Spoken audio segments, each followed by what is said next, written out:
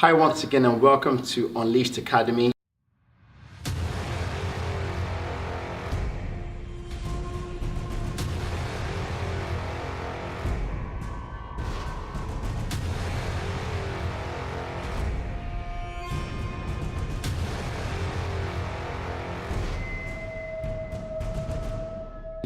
Have you ever wondered what goes into job hunting and what you need to do to get the perfect job for you? Here's this short video I had with Stephen where he's looking for a job and we had a brief chat around what it takes to get the perfect job. Watch this and see what you learn from it. Hi. So I'm looking for a new job, Yeah. and I don't know how to go about it or what to expect. So I'm hoping you can give me some advice. Sure, so this is a question I get a lot of the time, and the first thing I always tell people is congratulations to you for looking for a new job. Because when you're looking for a new job, it's usually for a number of reasons. One is a career change. Sometimes it's because you want more money, you want a better work-life balance, or you just want a promotion. But either of those steps is a big step because putting yourself out there to apply for a job is a big step. So I always say congratulations for being bold and brave and taking that step. Now to the question what to expect. Applying for a job can be very nerve-wracking, it can be frightening, and it can mean you're setting yourself up for disappointment. But ultimately it can also be a very fulfilling thing to do. So the first thing to do is really preparation. And the thing I also tell people is, when you look for a new job, you have to be ready to do a lot of work because it takes a lot of work. But the most important thing to remember is you will get a job. You always get a job. The question is just how long are you prepared to wait? Because sometimes you can get a job the next day and sometimes it can take months. So it's a journey, and as long as you stick to it and you continue to develop yourself, you'll be fine. So how do jobs come about? What you need to know is that companies, let's say for example, company ABC wants to hire someone. They have a vacancy. So what they do is they design a job spec. They say, we want whoever comes to do this job to do A, B, C, D for us. And then they put the job on the market. They advertise on websites, on JobServe or other job application websites. So when they do that, you, Mr. Applicant, goes, you know you're looking for a job, so you go and you apply for a job. And when you apply, they get the names of everyone who applies and then they shortlist. So if 100 people applied, they'll take 10 people and go, we have shortlisted 10 people to apply for this job and we like these 10 people. And then they go through it and then they pick 5 and they invite 5 people for an interview. So 5 of you go for an interview and hopefully they pick 1 or 2, then they have a second interview and you have a winner, which hopefully is you when you apply for the job. And then you have to negotiate money, talk money. You sign the contract and you have yourself a new job. So that's the process of how companies look for people and how you fit into the process. The second thing then is how do you make sure you're the right person that they want? Because they know who they want, but how do you make sure you're the right person they want? And there's 2 sides to this, and it's really about marketing yourself. So how do you market yourself? Most of the time it's really about your CV. So people don't know this, but CV just means curriculum vitae, and curriculum vitae means life story. So when you write your CV, it tells your story about how you got to where you are from where you were. So your college education, your last few jobs, and the job you're doing today, how well you did them, and briefly what it's about. So when the HR manager for company ABC picks up your CV, they say, Stephen can do the job. He fits the bill for what I'm looking for. So that's the first thing. How do you present your CV? So you have to do a lot of work about making sure your CV is the right CV. The second thing you then have to do is, apart from your CV, you have social media these days. I mean, back a while ago, that didn't matter, but now it does. So what does your LinkedIn page say about it? Your LinkedIn page has to fit with your CV. There's no point in your LinkedIn page saying you were the CEO of your last company. Then when I look at your CV, it just says you were an analyst. They have to match up, and they also have to be consistent and be quite powerful.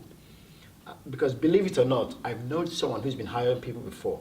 He gets the CV, then he goes on LinkedIn and he types in their name. And when he sees a picture, if it's not a professional picture, if it's you holding a bottle of wine, he just goes, yeah, I'm professional, and he doesn't hire you. So you have to make sure your LinkedIn profile and whatever social media out there is about you looks very professional. So hopefully your CV matches up, they like you, and then they bring you in for an interview. And then when you go in for an interview, you're professional, you use the right techniques, tools and techniques, which over the few weeks we'll be talking about, and hopefully you get the job. So that's how it works. Okay. Yeah. Thank you. So do you find that useful? Any other questions? Well, I mean, you don't have to go into that much detail, but you talked about getting your CV right, because, you know, essentially that's probably your, if you had a shop, that would be your front window, isn't it? Exactly. Where people see and then they decide if they want to come in or not. So is there a set, maybe number of pages that I'm supposed to keep my CV? I mean, if I've been working for 40 years and I work for 40 companies, do I have, 40 pages of a CV, or what's the sort of general advice there? So that's a great question. I often get people give me their CVs or come to me and they give me 4, 5, 6 pages. So I want you to put yourself in the shoes of the HR manager, the hiring manager. If you get a CV, say 10 CVs, one of them is 10 pages, another one is 6 pages, 4 pages, and 2 pages. Which one do you think you'll probably, if you start reading one and it goes on, and you read another one, the 8-page one, and it goes on, and then you grab the 2-page one and it goes, I did this, this, this, you turn it, it does this, and it tells you everything you need. As a hiring manager who's going to look at hundreds of CVs, which would you prefer, intuitively speaking? Well, so yeah, if I'm getting 100 CVs for one role, yes, I'll probably pick the one that's 2 pages long, because I simply don't have the time. Exactly, and that's it. So it's really about making sure your CV is that tells them enough about you in as few pages as possible. So I understand if you've had a 40-year career that you have a lot to say, but what's usually good is to capture your last probably 5 roles on 2 pages, or your last most important roles on the last 2 pages, or even sometimes the most relevant roles to the job you're applying for, and make it short and sweet in about 2 pages. Because anything more than that, usually with the way search engines work these days, they use a few keywords, they pull up the CV, and if it's too long, they just yawn and they throw it in the bin. And it's unfair on you because you have so much to say about yourself, but it's the way they work. They need time to work through many CVs to get them the best option. So 2 pages is usually a good idea. Okay, all right, thanks. And just one last question for me. So I've done the perfect CV, I've sent it, I've been invited for an interview. Can you give me maybe 2 or 3 things that I need to do to prepare for my interview? Just, snapshots of things that I need to keep in mind before going for that interview. Okay, so I'll try to answer. I think the first thing is always be on time. So whatever you do, make sure you know where you're going. If you want to, it's not a bad idea to actually 2-3 days before, jump on the train, drive in a car, whatever you need to do, if you can, because sometimes it's really far away, so like you have to travel, so let's exclude that. But actually, if it's even far away, I'd recommend going a day before. But if it's somewhere that it's within an hour, 2 hours from you, I would recommend, if you can, go there a day or 2 before, just to feel comfortable around the area. Because you'd be amazed if you try to get there 10 minutes before, you're looking for the entrance, you're looking for the floor, and you lose time. So if you can, go there a day or 2 before, or leave home really, really early to make sure you get there, welcome yourself, go to reception, they sit you down and you feel comfortable and relaxed, and you get into the flow. That's number 1. Number 2 is find out as much as you can about the company. As much as you can, because it just helps the discussion. When you talk to the hiring manager or whoever's going to be your manager, and you tell them things you know about the company, things the company have done recently, and how your role can help, that's a very good thing to do as well. And the last one, which I'll try to touch on, is prepare for the interview. There's something called competency-based interviews. And competency-based interviews just mean how well can you do the job. So somebody will come and go, "Hi, Stephen, give me an example of a time when you've dealt with someone who was really rude to you in the office."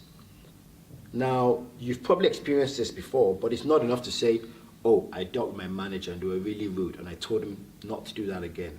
They want you to give them a bit more descriptive answers. So what you need to do is things like, tell them what happened, my manager was rude to me on this day, and tell them what you did, how you did it, and then tell them what the result was at the end. So if you can do that for your interview as well, that helps. So those are things to do. Make sure when you answer the question, you answer them very methodically and very clearly. So those are 3 things you can do.